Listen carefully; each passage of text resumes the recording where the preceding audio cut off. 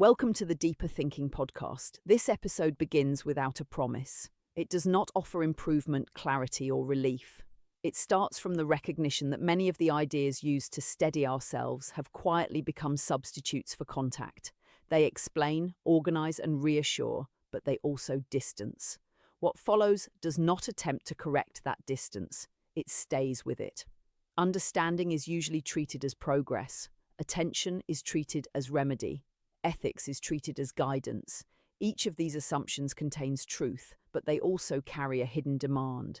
They suggest that if one looks carefully enough, thinks clearly enough, or acts responsibly enough, the difficulty will ease. This work does not accept that bargain. It asks what remains when ease is no longer the measure. The discomfort that might have clarified the situation is replaced by coherence. What follows works against that replacement. It does not add complexity. It removes cover. The body is already rushing before the day has begun. Breath is shallow. Attention jumps ahead. There is a sense of being late without a destination. Urgency is not chosen. It is felt first, explained later. The feeling arrives fully formed, as if it has always been there. Time is experienced as shortage rather than sequence. Speed quietly becomes a measure of worth. Slowness feels negligent. Rest carries a trace of guilt. Motion substitutes for meaning long before this exchange is noticed. The pressure does not announce itself as pressure. It presents as realism. Urgency is not simply error. There are moments when speed is care. A quick response prevents harm. A decision made without deliberation protects someone who cannot wait. In these moments, urgency is accurate. The nervous system learns from them. It remembers that acceleration can save. The problem begins when urgency outlives the situation that required it. What once functioned as protection becomes default orientation. The body does not receive the signal that the danger has passed. Much of this pressure is anticipatory. The body reacts to futures that have not occurred. Standing at a crossing, phone already in hand, attention rehearses the next task before the light changes. Shoulders tighten in response to projection rather than presence. The moment becomes a corridor rather than a place. Experience is treated as something to get through. As tempo increases, identity contracts. There is less room to register what is happening and more demand to manage how it looks. Performance replaces presence. Being busy becomes evidence of legitimacy. The question shifts from what is happening to whether it is happening fast enough, efficiently enough, visibly enough. Urgency offers a borrowed sense of importance when direction is unclear. What often goes unexamined is how urgency is learned. Timelines are absorbed from institutions that reward acceleration. Devices train attention to fragment. Comparison installs invisible deadlines. Over time, this pressure becomes internal. Even when demands ease, the sensation persists. Sitting still triggers restlessness. Silence feels like delay. The body behaves as if it is still being assessed. Speed also functions as avoidance. When attention moves quickly, it does not stay long enough to feel uncertainty, grief, or ambiguity. Motion protects. The instruction to move on replaces the willingness to stay. Unfinished experiences are carried forward rather than met. Urgency disguises this deferral as responsibility. The cost accumulates quietly. Perception narrows. Decisions are made from compression rather than clarity. Listening thins. Ethical sensitivity dulls under pressure. The present moment feels insufficient, not because it lacks content, but because it is compared to an imagined future that is always about to begin. This is not an argument for withdrawal or slowness as virtue. Some situations require speed. The issue is overgeneralization. When urgency is recognized as a strategy rather than a truth, its authority weakens. Time does not expand. Obligations do not vanish. What changes is orientation. Pressure is no longer mistaken for meaning. Speed is no longer confused with care. The present moment becomes the only place where response is actually possible. The self presents itself as stable, but it survives through continuity rather than substance. It holds together because it is repeated. Memory rehearses it. Language narrates it. Habit maintains it. These mechanisms are not trivial. They protect. They allow coordination, trust, and recognition. Without them, social life would fracture quickly. Identity is not an illusion to be discarded. It is a structure that makes participation possible. This protection has a cost. The self tightens under pressure. When evaluation is felt or time is scarce, identity hardens, certainty sharpens, positions become rigid. The self feels most real when it feels at risk. This solidity is reassuring, but it is reactive. Calm loosens identity. Threat consolidates it. What feels like truth is often defense. Narration performs constant maintenance. The self survives by explaining itself to itself and to others. Each action is folded into a story of intention and coherence. Contradictions are smoothed, gaps are justified. The aim is not accuracy, but continuity. Coherence feels safer than truth because truth can destabilize the story that holds things together. There are moments when this story fails publicly. A familiar role no longer fits. An explanation does not land. The words that usually stabilize an interaction fall flat. Silence follows. The self searches for footing and does not find it. This exposure is not abstract. It is social and immediate. Embarrassment appears. Uncertainty about how to act replaces confidence. The structure that usually protects now reveals its limits. In these moments, seeing the constructed nature of identity does not feel liberating. It feels risky. Without the usual narrative, orientation falters. There is no obvious replacement. The impulse is to rebuild the story quickly, to restore coherence before the gap is noticed. This urgency shows how much identity functions as shelter, not just illusion. Much energy is spent preventing this collapse, monitoring how one appears, anticipating how actions will be read, adjusting presentation to maintain recognition. Even improvement is absorbed into this work. The desire to become better often hides a fear of being exposed as insufficient. Change is pursued not only for growth, but for protection. Identity is also inherited. Inner criticism often echoes judgments learned earlier. Preferences feel personal but are frequently absorbed. Timelines, ambitions, and standards arrive before they are examined. What feels like individuality is often collective expectation operating internally. This inheritance stabilizes belonging, but it also narrows what feels possible. When attention widens, identity becomes visible as a structure rather than a core. This visibility does not dissolve it. It weakens its claim to be absolute. The self can still be used, but it cannot be trusted fully. It remains necessary for navigation and costly to loosen. There is no clean alternative. What remains is tension rather than resolution. Identity cannot be abandoned without consequence, and it cannot be relied on without distortion. To see this clearly is not to escape the self, but to carry it with less certainty.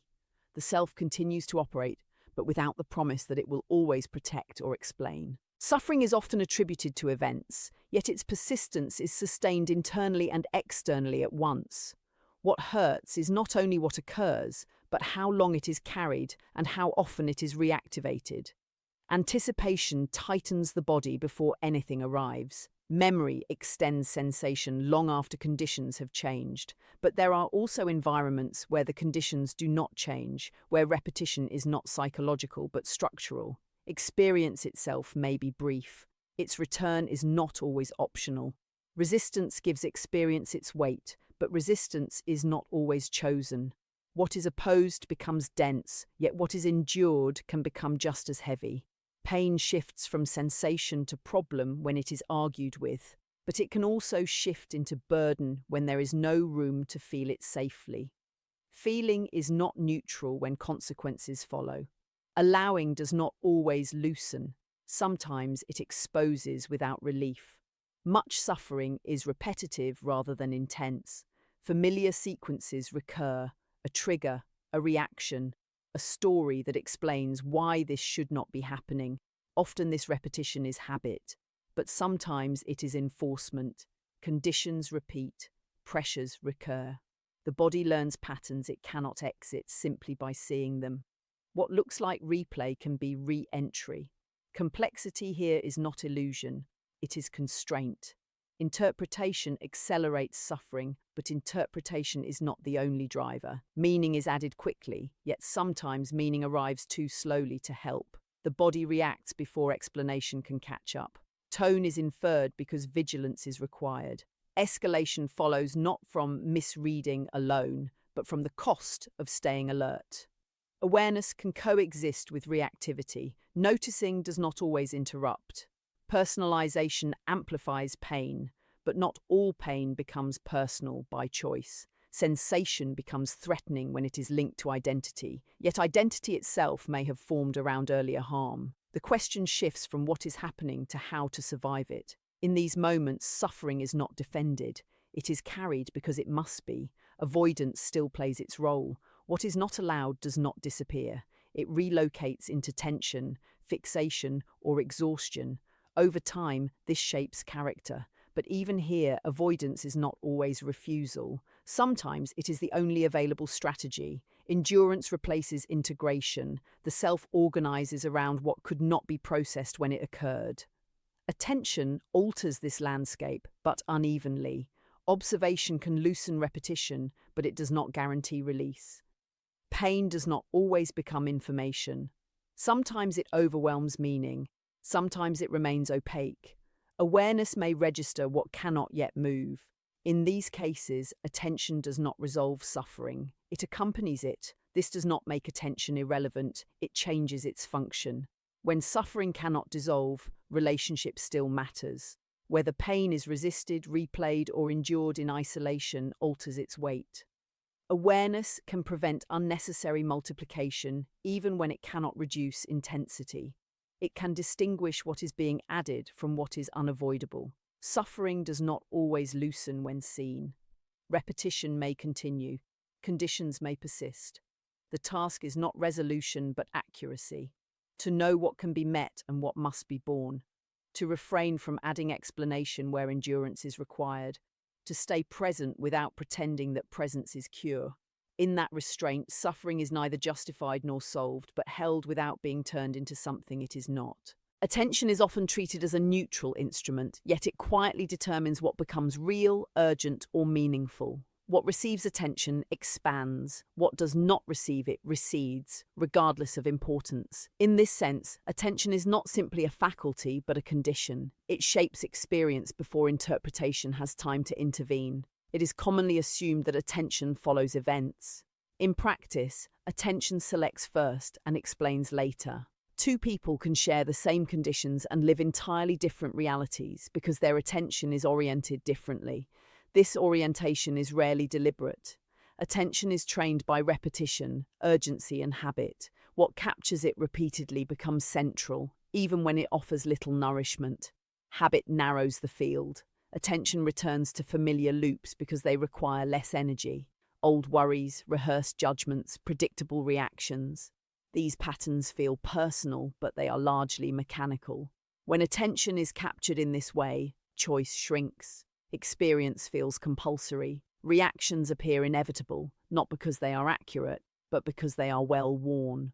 Widening attention can loosen this grip, but it is not a guaranteed release. Attention can also misfire. It can collapse inward into rumination. It can harden into self-surveillance. It can become another performance metric, another way of monitoring how well one is doing at being present. In these forms, attention does not clarify, it tightens. Awareness increases, but ease does not follow. A familiar example makes this visible. In a tense conversation, attention sharpens. Every word is noticed, every pause is registered. The body becomes alert. Rather than widening the field, attention narrows it further. Self-consciousness intensifies. Instead of opening space, awareness amplifies strain. Noticing more does not always mean understanding more. Sometimes it simply means carrying more. This is why effort and attention are not cleanly opposed. Effort can push against habit, but attention can also become effortful. Watching oneself too closely can reproduce the very contraction it aims to dissolve. Attention exposes patterns, but exposure alone does not integrate them. What is seen still has to be born. When attention does widen without hardening, a pause appears between sensation and response. This pause restores proportion. What once felt overwhelming is revealed as partial. What felt urgent is seen as one signal among many. But even here, nothing is resolved automatically. Attention reorganizes priorities unevenly. It exposes what matters without guaranteeing comfort. Stillness makes these dynamics visible. When stimulation recedes, the movements of attention come into view. The impulse to rush, fix, or explain reveals itself. For some, this exposure brings sensitivity. For others, it brings agitation. Attention does not decide which will occur. Capacity does. The ability to stay without tightening develops gradually and not without cost. Attention also carries ethical weight, but not ethical sufficiency. What is noticed is more likely to be responded to accurately. What remains unseen is easily neglected. Yet noticing does not absolve responsibility. Awareness can register harm without knowing how to prevent it. Attention can increase moral pressure before it increases clarity. Attention does not need to be perfected to matter. It needs to be understood as powerful and unstable. Each interruption of automatic capture alters the field slightly. Over time, this shift accumulates. Experience feels less driven, but not necessarily easier. Decisions arise from clearer contact, but they still carry consequence. Nothing external changes when this happens.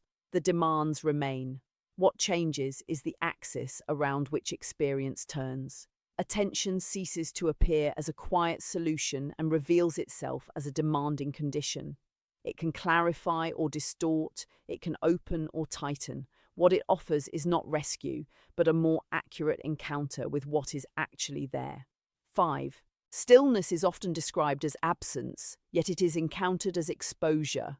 When movement slows, what has been carried quietly comes into view.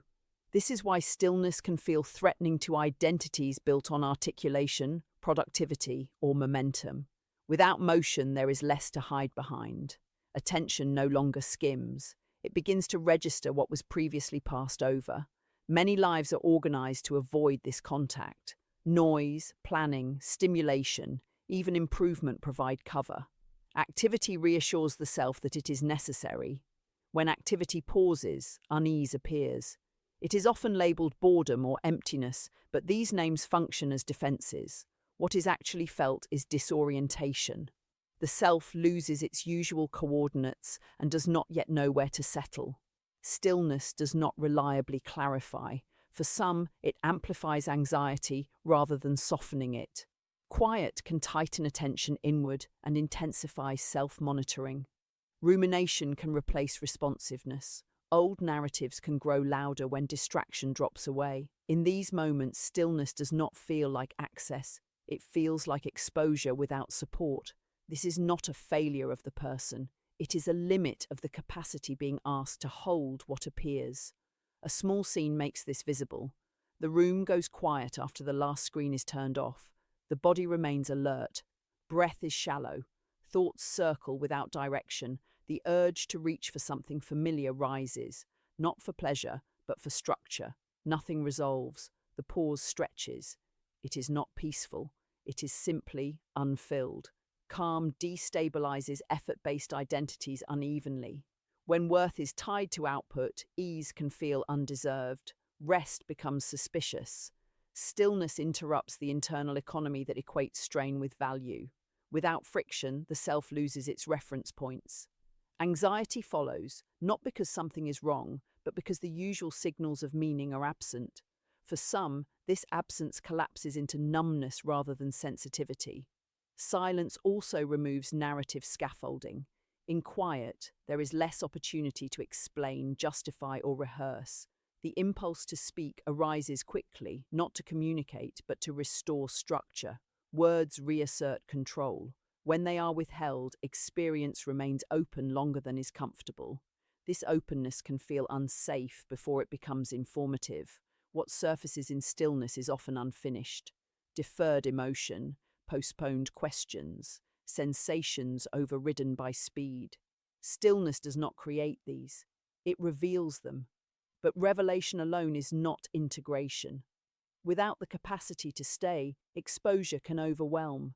Stillness then becomes something to escape rather than inhabit. Over time, and not evenly, a different relationship can form.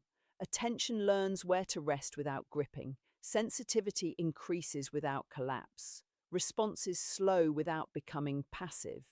Stillness stops being a state to enter and becomes a capacity to develop.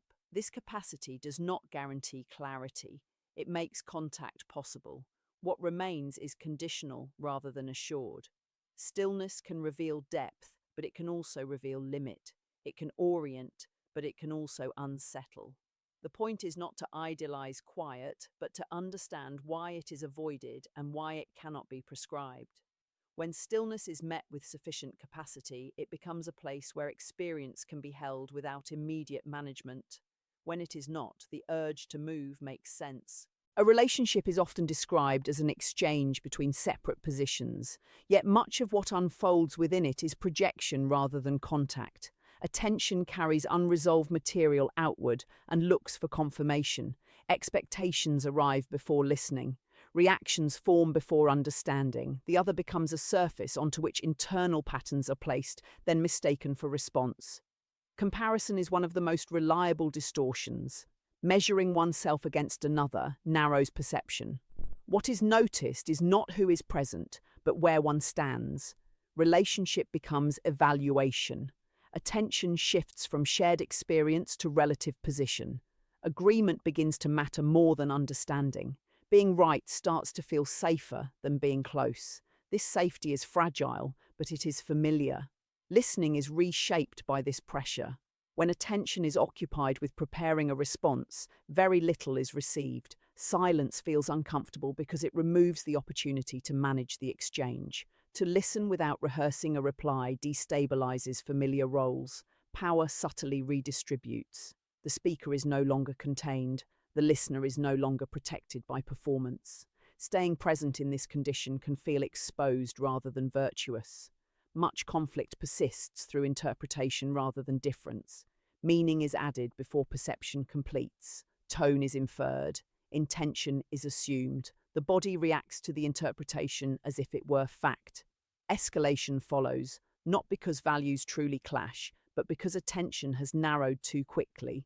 What appears as disagreement is often misalignment of attention rather than substance. Even when this is seen, it does not always dissolve in time. The need to be right intensifies these dynamics. Correctness offers certainty when connection feels unstable. Holding a position can feel like holding ground. Yet this security comes at a cost. Insisting on accuracy interrupts intimacy. Relationship requires tolerance of ambiguity and delay. It asks for presence without immediate repair. Staying can mean absorbing misunderstanding without being able to correct it. Advice functions in a similar way. The urge to fix often replaces the willingness to remain. Offering solutions can be a response to discomfort with not knowing how to help. Action feels responsible. Presence feels insufficient. I notice how quickly advice appears when silence stretches, yet premature intervention frequently serves the helper more than the one being helped. It restores agency while reducing contact. Attention can loosen these patterns, but it does not guarantee repair. Presence does not erase power differences. Listening does not ensure safety. Some relationships carry asymmetries that attention alone cannot resolve. To remain present in these conditions can require restraint rather than openness, distance rather than closeness. The ethical cost of staying is real, and it is not always rewarded. When attention does shift from interpretation to perception, something changes, but not cleanly. The other is encountered more directly. Speech is heard before it is evaluated. Emotion is registered before it is categorized. Misunderstanding still occurs, but it is noticed sooner. Repair may happen, or it may not. What changes is not outcome, but responsibility for how one remains. Connection, then, is not a solution, but a condition. It does not promise harmony, it demands participation under uncertainty. To stay present is to accept that clarity may not arrive, that agreement may not follow, and that care can require holding tension without resolution. Relationship stops being something to manage and becomes something that tests the limits of attention itself. Ethics is often approached as a matter of correct action, but its weight is felt earlier, at the level of perception. What is noticed determines what must be carried. When attention widens, more enters the frame, and with it, more obligation. Clarity does not simplify responsibility, it multiplies it. To see more is not to be guided more securely. It is to lose the protections that once made action feel justified. Seeing clearly does not reliably point toward the right response. It often strips away the narratives that allowed ease. Excuses fall before alternatives appear. Attention can expose harm without revealing how to prevent it. In these moments, ethical life becomes heavier rather than cleaner. One is left with awareness and no instructions. This is not confusion. It is exposure. There are situations where every response costs something that matters. To act is to abandon one obligation in favor of another. To refrain is also a choice with consequences that cannot be undone. Attention reveals the conflict but does not resolve it. Care does not align neatly. What feels necessary in one direction becomes harmful in another. No amount of sensitivity eliminates this bind. It only makes it visible. Ethical perception can increase strain. Seeing more means being unable to look away. It can exhaust rather than inspire. Compassion, sustained without relief, can harden into withdrawal. Care sometimes requires refusal. Protection of one person may demand distance from another. These are not failures of ethics, they are its conditions. Responsibility does not arrive cleanly, it arrives entangled. Moral frameworks often step in to manage this discomfort. Rules offer distance when proximity overwhelms. Principles provide cover when judgment feels impossible. These structures have value, but they do not erase the underlying difficulty. They organize response after the fact. They cannot remove the weight of having seen what is at stake. They cannot return innocence. Responsibility toward oneself is also complicated here. Self-punishment can masquerade as accountability. Harsh inner judgment may feel ethical, but it often narrows perception and limits response. Attention reveals not only where one has failed, but where no clean option existed.